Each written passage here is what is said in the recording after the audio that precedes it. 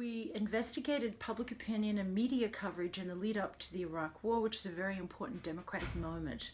It's when citizens get to decide about going to war. And what we found is that newspapers were far more likely to undertake investigative journalism that would challenge claims that an administration was making. Normally we might expect other politicians, the other side, in this case the Democratic Party, to challenge those claims, but that didn't happen. So I think it increased the role of the news media and newspapers in particular in this instance. If newspapers go away, which unfortunately we're seeing more of in the US, the financial model is really tough. People are finding it hard to fund good investigative journalism. It's going to make it more difficult for citizens to wade through complicated situations. Maybe going to war is one of the most complicated because there are many claims being made about events happening elsewhere in the world. And so it's really important that we have an experienced, well-connected group of people who can dig below the surface, both investigate those claims and perhaps unearth voices of dissent. So if newspapers do go away, it's really hard to know how citizens can do their part and negotiate this kind of complex informational terrain.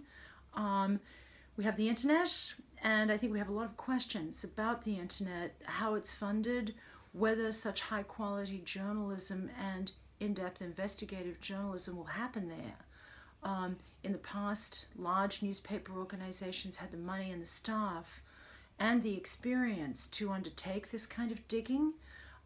So it really, I think, is troubling and raises a lot of questions about how this information will get out and how a strong administration in the American case, with access to intelligence and so on that other people don't have as a matter of course, how that kind of administration can be challenged. Certainly if it's not happening by peers, by other politicians, and if underneath that they don't have anything to go on. So even if they are suspicious of what the opposing party is up to, without some kind of informational basis to challenge that, it becomes very difficult to know whether such a thing can be stopped. So there are big democratic implications. Okay. So the role of the politician or the political elite in this... In the book that we write, we think, and I think theorists think very much, that we need a good, vigorous contest over any kind of major policy change. That we want fair airing of the different sides.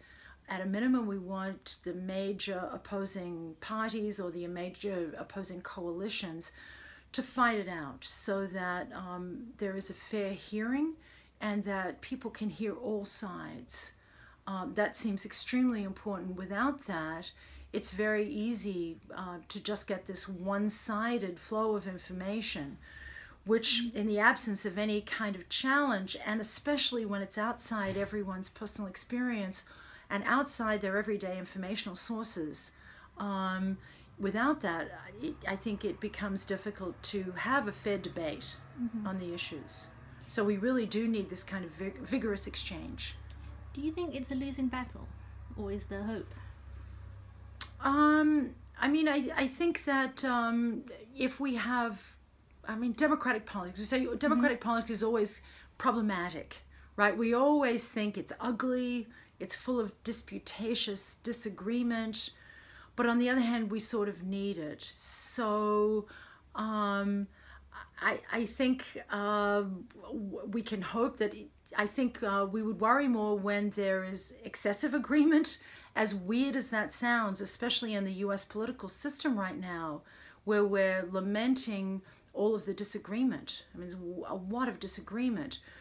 On the other hand, it may prevent the government from doing anything dangerous. So that's the silver lining in dysfunctional government. Under more functional circumstances, you would hope that there's greater respect across that debate and those lines, and that people are fairly dealing with information and can relay that back, especially secret information that maybe only politicians have access to.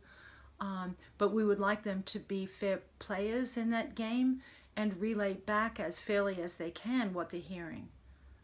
Okay.